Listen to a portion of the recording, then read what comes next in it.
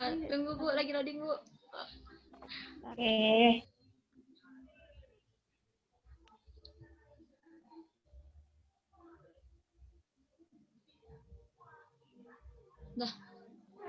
Lah, bentar. Lah, kalau tunggu. Lah. Tunggu.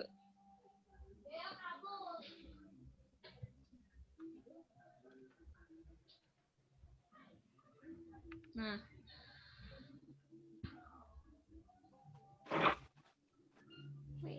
Wait. Bentar ya.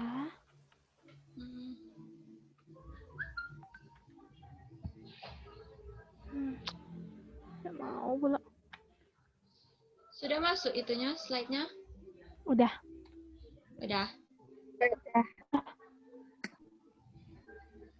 Mulai, Bu. Iya, silakan. Cek, ada suara aku tidak, Tis? Ada. Masuk kan, Tis? Bisa ada? Ya. Jelas gak? Ya, jelas. Oke.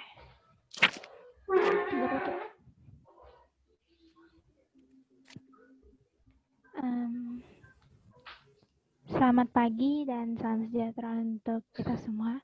Pada kesempatan kali ini, kami dari kelompok 2 akan mempresentasikan hasil kerja kelompok kami.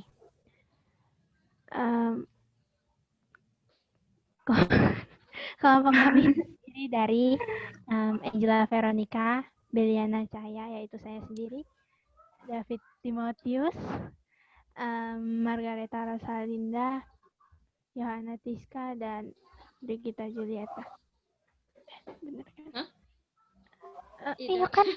Iya dah sih. Kamu langsung lanjut sih, aku jadi bingung. Sorry. Jangan dilanjut sih, sama baca. Tunggunya lagi error. Tunggu. Bentar. Error ya? Bentar. Sorry.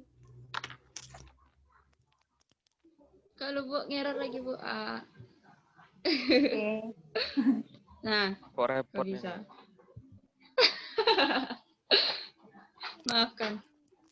Ya. Bel, udah Bel? Bentar. Sorry. Kok layarnya kayak gini ya? Kok gini sih?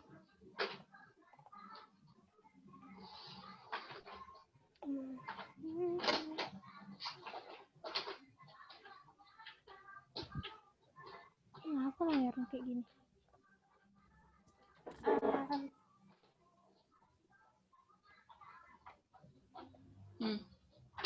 Udah mantap. Tahun di list anggota soalnya mau hafal. Ulang ya Bel, ulang. Maklum Ibu. Maklum Bu.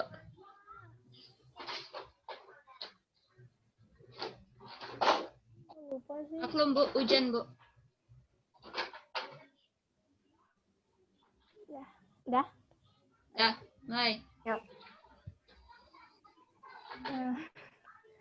Selamat pagi dan salam sejahtera untuk kita semua, dan pada kesempatan kali ini kami dari kelompok 2 akan mempresentasikan hasil kerja kelompok kami tentang sistem peredaran darah manusia.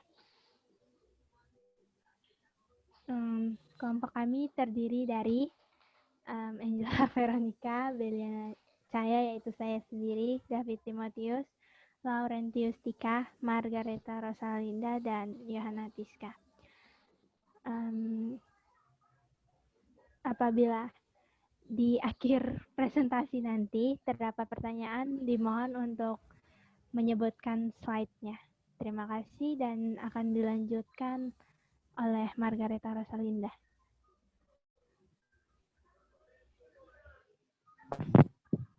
Oke.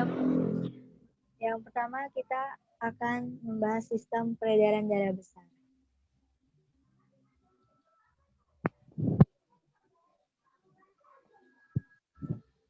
Sistem peredaran darah manusia. Nah, yang pertama sistem peredaran darah besar. Peredaran darah besar adalah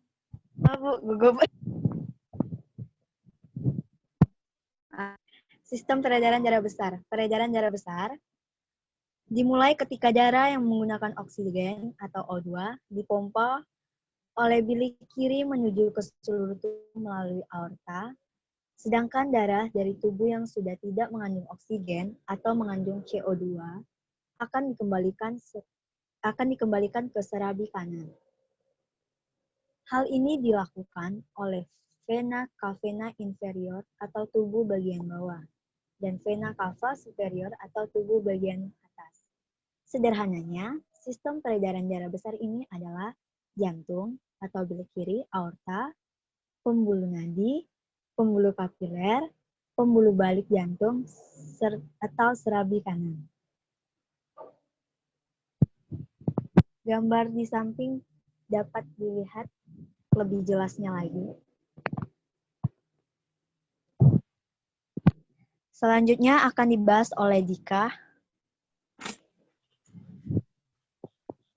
Terdapat gambar di samping itu peredaran darah besar. Dari gambar tersebut, kita bisa mengetahui peredaran darah itu dari jantung seluruh tubuh kembali ke jantung.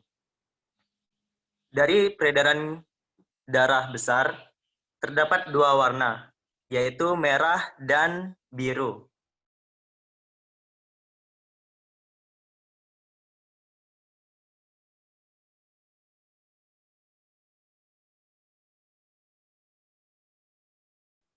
Merah merupakan darah bersih yang dialirkan ke sangat dibutuhkan oleh tubuh, karena kebutuhan tubuh akan oksigen yaitu sekitar 90%.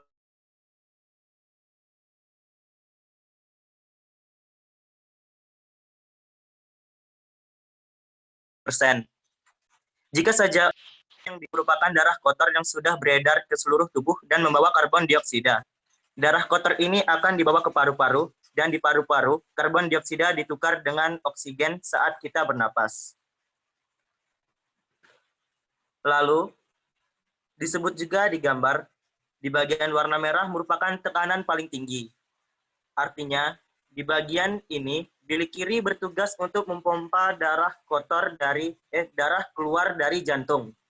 Jadi, bilik kiri harus memiliki tekanan tinggi daripada tekanan bilik kanan di bagian warna biru.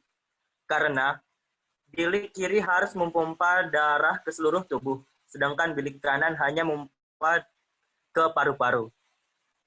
Selanjutnya, peredaran darah kecil akan dilanjutkan oleh Abel. Selanjutnya untuk sistem peredaran darah kecil. Sistem peredaran darah kecil adalah darah yang mengalir dari bilik kanan menuju paru-paru melalui arteri pulmonalis atau peredaran darah pulmonal. Sistem peredaran darah kecil bermula saat darah di bilik kanan jantung yang rendah akan oksigen akan dipompa oleh arteri pulmonalis menuju ke paru-paru. Seperti yang dapat dilihat di gambar itu yang berwarna biru. Itu merupakan sistem peredaran darah kecil yang rendah akan oksigen. Yang kemudian akan dijelaskan oleh Angela.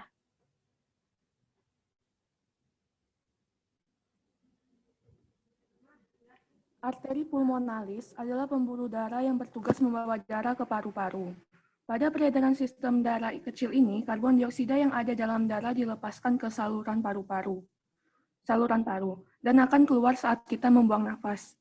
Saat mengeluarkan karbon dioksida, kita akan menghirup oksigen baru yang akan masuk ke aliran darah. Kemudian mengalir melalui vena paru-paru dan serambi kiri jantung menuju bilik kiri jantung, dan memulai kembali sistem peredaran darah besar. Sistem peredaran darah kecil adalah jenis darah kotor yang kaya akan karbon dioksida, namun akan dibersihkan di dalam paru-paru dan akan menjadi darah yang kaya akan oksigen. Dapat dilihat pada gambar di samping, terdapat arteri pulmonari yang tersebut membawa darah dari bilik kanan jantung ke paru atau pulmonalis. Sedangkan pada bagian sebelahnya terdapat vena pulmonari, yaitu pembuluh yang membawa darah dari paru-paru ke serambi kiri jantung. Setelah itu, ada bagian pada vena cava. Pada bagian tersebut, pembuluh balik utama dalam tubuh yang membawa darah yang banyak mengandung karbon dioksida dari kepala dan anggota tubuh bawah ke serambi kanan. Darah ini mengandung CO2. Karena darah yang dikandung merupakan darah yang telah melewati sistem oksidasi atau pembakaran. Setelah itu, terdapat atrium pada bagian serambi kiri. Atrium serambi kiri ini memiliki fungsi untuk menerima darah bersih dari paru-paru. Sedangkan pada serambi kanan, itu berfungsi sebagai menerima darah kotor dari tubuh yang dibawa oleh pembuluh darah. Setelah itu dapat kita lihat pada bagian ventricle, bagian bilik kiri. Bagian bilik kiri memiliki fungsi untuk memompa darah bersih dari jantung ke seluruh tubuh, sedangkan ventricle pada bilik kanan berfungsi untuk memompa darah kotor dari jantung ke paru-paru. Untuk selanjutnya akan diteruskan oleh Abel.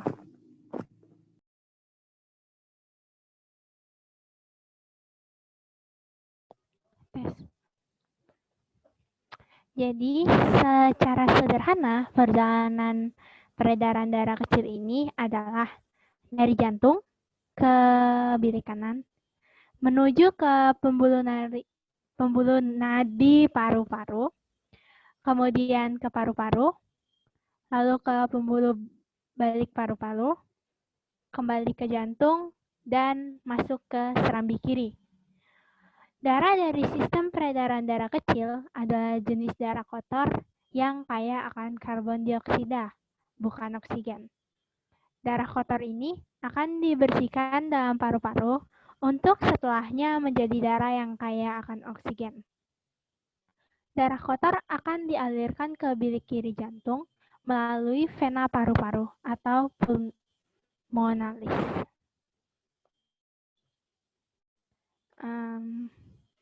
Selanjutnya akan dijelaskan oleh Yonatiska. Benar kan?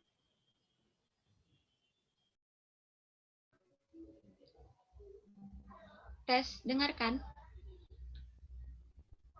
Tes. Aman.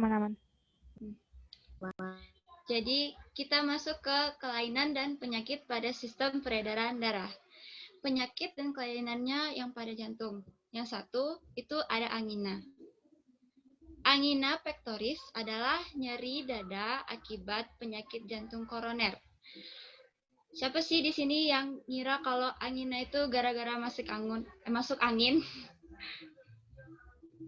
Angin duduk atau angina pectoris terjadi saat otot jantung tidak dapat menerima suplai darah yang cukup karena pembuluh darah arteri pada jantung menyempit atau tersumbat. Gejalanya tuh ditandai dengan nyeri dada, terus kayak tertindih, terus kebakar, atau ketusuk terus rasanya tuh kayak penuh. Lalu rasa sakitnya tuh dari lengan ke bahu, terus ke leher, terus tuh ke rahang. Lalu ada gejala lagi yaitu keringat muncul berlebihan padahal cuacanya tuh dingin, terus mual, lelah, pusing, sama sesak napas. Bisa dilihat di gambar ya ininya. Lanjut lagi ke aritmia. Aritmia itu adalah gangguan yang terjadi pada irama jantung. Lagunya tuh yang cocok tuh, kenapa hatiku cenut-cenut tiap ada kamu, ya. Oh, Bapak. Penderita aritmia biasanya merasakan irama jantungnya itu terlalu cepat atau terlalu lambat. Misalnya kalau normal, misalnya kan dek dek dek dek dek. Kalau yang penderita aritmia mungkin irama jantungnya itu bisa dek dek dek dek dek dek atau dek dek dek atau adep bisa kayak gitu kan. Nggak bisa sebenarnya sih, ya Allah. Aritmia itu bisa terjadi tanpa menimbulkan gejala sehingga kadang tidak disadari oleh penderitanya. Tapi secara umum gejala aritmia yang dapat muncul itu antara lain dari jantung tuh berdetak lebih cepat dari normal atau jantung berdetak lebih lambat dari normal, terus bisa pingsan atau cepat lelah, terus sesak napas sama nyeri dada. Penyebab dari aritmia itu karena ketidakseimbangan kadar elektrolit dalam darah seperti kalium, natrium, kalsium, dan magnesium yang mengganggu impuls listrik jantung. Terus penyebabnya lagi ada mungkin penggunaan narkoba, efek samping dari obat-obatan, misalnya obat batuk atau obat pingsan, obat pilek.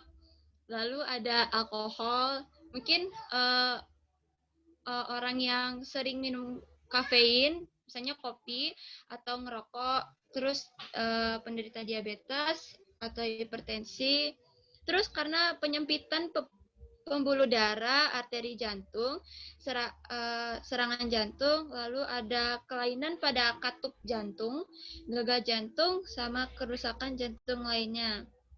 Nah, aritmia ini dibedakan jadi 5. Terus ada bradikardio, itu detak jantung yang lebih lambat.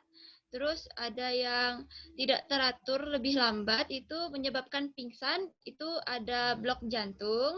Terus kalau yang berdetak dengan cepat itu ada takikardia supraventikular. Terus ada yang lebih cepat dan tidak teratur, bahkan ketika kita sedang beristirahat atau lagi tidur, itu namanya fibrilasi atrium. Terus ada aritmia yang menyebabkan kehilangan kesadaran, bahkan kematian mendadak karena irama jantung yang tidak teratur, yaitu namanya fibrilasi ventrikal. Lanjut. Ada kardiomiopati. Kardiomiopati itu adalah penyakit akibat kelainan dari pada otot jantung. Kardiomiopati ini akan menyebabkan berkurangnya kemampuan jantung untuk memompa darah. Nah, gejala kardiomiopati itu bisa bervariasi, mulai dari mudah lelah, terus napasnya tuh pendek, terus pusing sampai nyeri dada. Penyakit ini bisa berkaitan dengan kelainan genetik dari gen atau dari penyakit tertentu. Penyakit yang sering memicu terjadinya kardiomiopati pada orang dewasa itu ada hipertensi kronis atau tekanan darah tinggi yang udah kronis. Nah, kalau lihat dari gambar di samping, ini kan ada jantung normal tuh. Nah, kalau ada kardiomiopati dilatasi yang dilated itu, nah kalau dilihat dari situ, bagian ventrikel jantungnya itu membesar, meregang, dan melemah. Nah, jadi ventrikel itu kan ruang jantung di bagian bawah yang berfungsi untuk memompa darah ke seluruh tubuh dan menerima darah dari ruang jantung sebelah atas atau atrium. Terus ada yang kardiomiopati hipertrofik, itu hypertrophic yang di bawah. Itu kondisi ini ditandai oleh otot jantung. Itu ada otot jantung di tengah-tengah itu yang menebal tanpa sebab yang jelas. Terus ada kardiomiopati restriktif. Nah, kardiomiopati jenis ini akan membuat jantung itu kaku dan tidak lentur sehingga mengganggu fungsi jantung untuk memompa darah. Nah, ada juga kardiomiopati iskemik. Nah, tipe ini terjadi karena penyempitan arteri atau pembuluh darah merah sehingga pengiriman oksigen itu tidak tercukupi ke otot jantung. Jadi otot jantungnya jadi lemah. Terus ada kardiomiopati peripartum. Tipe ini terjadi selama kehamilan atau segera setelah kehamilan. Lanjut. Gejala kardiomiopati ini ada napas pendek, terus terutama setelah beraktivitas fisik yang berat, misalnya berolahraga yang berat, terus mungkin angkat-angkat barang atau aktivitas fisik yang berat. Terus tuh tungkai itu membengkak atau edema tungkai. terus mudah lelah atau letih, terus nyeri pada dada, terus pusing, terus denyut jantung tidak teratur atau aritmia seperti yang kita bahas tadi. Lalu penglihatan itu kunang-kunang. Terus jantung tuh berdebar-debar, cenat-cenut, cenat-cenut tiap ada kamu, atau palpitasi, terus batuk, terutama saat tidur atau terlentang. Nah, lanjut ke iskemia. Iskemia itu adalah istilah medis yang digunakan ketika jaringan tidak mendapatkan suplai oksigen yang cukup. Misalnya pada otot jantung, iskemia pada jantung biasanya disebabkan oleh penyempitan atau penyumbatan satu atau lebih arteri koroner, yakni arteri yang memasok darah ke otot jantung. Ada penyebab lain dari iskemia, contohnya itu olahraga ekstrim atau paparan dingin atau tourniquet. Lanjut, ada serangan jantung. Ini yang sering masuk ke azab indosiar ya. Serangan jantung itu terjadi ketika suplai darah ke jantung itu tiba-tiba tersumbat. Biasanya disebabkan oleh bekuan darah di pembuluh darah jantung atau aterosklerosis. Gejala serangan jantung biasanya nyeri dada, terus sesak napas, terus pusing, terus merasa lemas gitu, terus timbul perasaan cemas yang luar biasa. Penyebab utama dari serangan jantung itu ada penyakit jantung koroner. Nah, terus ada penyakit tekanan darah tinggi atau hipertensi. Nah, hipertensi ini biasanya menyerang pada orang tua, ya kan? Nah, tekanan darah tinggi atau hipertensi itu suatu kondisi ketika tekanan darah terhadap dinding arteri itu terlalu tinggi. Seseorang yang menderita hipertensi jika tekanan sistol dan diastolnya lebih dari 140 per 900 mm Hg. Nah, kalau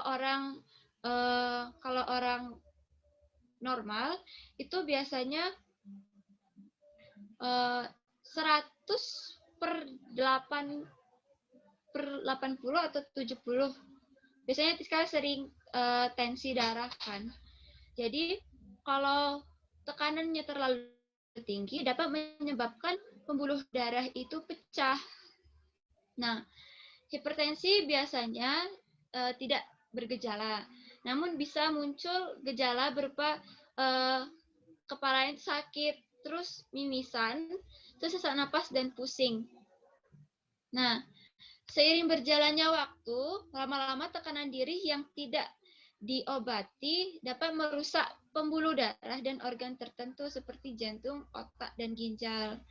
Nah, merusak organ tertentu, misalnya kalau ada pembuluh darah di jantung pecah atau di otak dan di ginjal itu pecah, makanya nanti pada organ jantung, otak, ginjal atau di organ lainnya akan terjadi gangguan. Lanjut. Ya Allah, ikan dulu. Ya Allah. Maaf. Kenapa merek motor namanya Yamaha? Karena dari Jepang. Kalau dari Arab namanya Ya Mahmud. Sorry, receh. Disclaimer.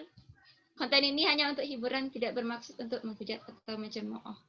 Kawok. Lanjut. Kerja. Lanjut ke stroke. Stroke itu terjadi saat suplai darah di bagian otak itu terputus atau mengalami gangguan. Hal ini dapat menyebabkan kerusakan pada otak, terus kelumpuhan bahkan kematian. Nah, jadi kalau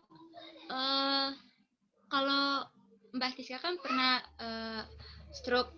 Jadi dia itu karena pembuluh darah di otaknya itu pecah. Jadi seperti biasa pasti ada beberapa yang bibirnya itu kayak mengot sebelah, kayak di gambar itu. Terus dia tuh sering sakit kepala itu yang sakit banget. Terus jadi terus sebelah badannya itu lumpuh. Jadi misalnya kalau tangan kanan di sebelah kanannya lumpuh, dia nggak bisa gerakin tangan kanannya atau kaki kanannya. Tapi kalau untuk yang bagian sisi sebelah kirinya, dia masih bisa beraktivitas dengan baik waktu dulu ya. Salah satu penyebab dari stroke itu adanya sumbatan oleh bekuan darah di pembuluh darah yang memasok darah dan nutrisi ke otak. Jadi semakin cepat seseorang menerima perawatan untuk stroke, semakin sedikit kerusakan yang terjadi. Lanjut. Nah, anemia. Wah, rasanya ini mantap. Kurang darah atau anemia adalah kondisi ketika tubuh kekurangan sel darah merah yang sehat atau ketika sel darah merah itu tidak berfungsi dengan baik. Jadi, organ tubuh tidak mendapat cukup oksigen sehingga membuat penderita anemia itu kadang tuh pucat dan mudah lelah. Rizka sering menderita anemia. Jadi biasanya minum obat sangobion. Nah, biasanya anemia itu terjadi pada anak remaja gadis ketika pada tahap pada the day period atau menstruasi. Karena pada saat menstruasi dinding rahim itu luruh. Jadi mereka itu kekurangan darah. Ya Allah, susah jelasinnya. Ya apalah, lanjut. Penyebab anemia antara lain itu ada produksi sel darah merah yang kurang, terus kehilangan darah secara berlebihan. Misalnya kayak cewek-cewek ketika menstruasi, mereka kan kehilangan darah tuh karena dinding rahimnya luruh. Terus mungkin sama orang yang mengalami pendarahan. Terus hancurnya sel darah merah yang terlalu cepat. Nah, gejala anemia itu antara lain biasanya itu lemas, terus cepat lelah, terus sakit kepala atau pusing, terus sering ngantuk. Misalnya ngantuk sudah makan, terus kulit terlihat pucat atau kekuningan, detak jantung yang tidak teratur, terus napasnya pendek, nyeri dada, terus dingin di tangan dan kaki. Kalau Tiska seringnya lemas, jadi kayak bangun tidur, dia lemes kayak nggak bisa ngerjain apa-apa lagi. Terus kalau sakit kepalanya itu kayak di bagian tengah sini, itu kayaknya tuh ditindih terus, jadinya tuh karena ini ditindih sakit, terus ini kayak itu ditindih, makanya kalau ditindih rasanya itu kayak ngantuk. Jadi apa-apa itu tuh ngantuk, pengennya itu tidur. Terus kadang di sini, di bagian mata, di bagian bawah sini, biasanya itu warnanya putih. Terus kalau kita mencet tangan kayak gini, terus dibuka. Kalau lama balik merahnya, itu bisa pertanda sih dari anemia, atau bisa juga dari gejala dari tekanan darah rendah. Sekedar info. Lanjut. Nah, ada leukemia. Nah, penyakit leukemia atau kanker darah adalah kanker darah akibat dari tubuh itu terlalu banyak memproduksi sel-sel darah putih abnormal. Nah, sebenarnya banyak sih orang yang kita temuin mungkin mengidap leukemia. Contohnya aja pada tahun berapa? Tahun ini atau tahun kemarin istrinya Pak SBY itu kan almarhum meninggal karena leukemia. Nah, leukemia itu dapat terjadi pada orang